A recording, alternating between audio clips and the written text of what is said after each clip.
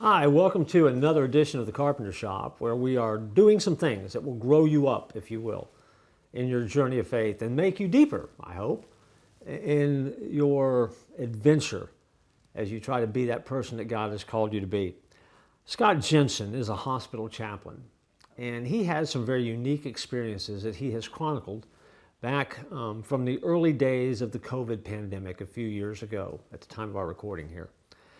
He would talk about how physicians would be shocked at the conditions of patients who came into the hospital walking and talking, but yet within a few hours their situation, their condition had deteriorated rapidly.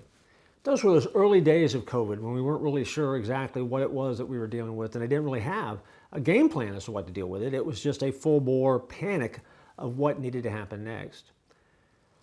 As he talked about that, he talked about that those moments and the strain of those moments became overwhelming for those first responders and caretakers because they were trying to do a job in a thankless situation, in overwhelming circumstances, and the information streams that they were supposed to get information from for a period of time seemed to be very cloudy, murky, and you just couldn't know for sure what it was that you were hearing and if it was the right information or not.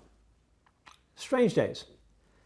You lived through those days. I lived through those days. We certainly remember those days, and we remember them a variety of different ways, but one thing that we can all agree upon is it was a little bit confusing in those early days. Well, imagine if you're a doctor trying to navigate that like he was. In Jeremiah chapter 20, verse 11, we read this verse, "But the Lord is with me as a mighty, awesome one." One, capital O-N-E. That verse is kind of cherry-picked out of a prayer that Nehemiah wrote. And the prayer is full of emotion. It's full of doubt, despair, anger, hope, all woven in to one prayer to get to that moment. But the Lord is with me as a mighty, awesome one. In other words, it's that Jeremiah moment where he's going to lean back into God, knowing that the circumstances are big and the circumstances are overwhelming, but in God, there is an awesome place of rest, of refuge, of help, and hope. We all need that.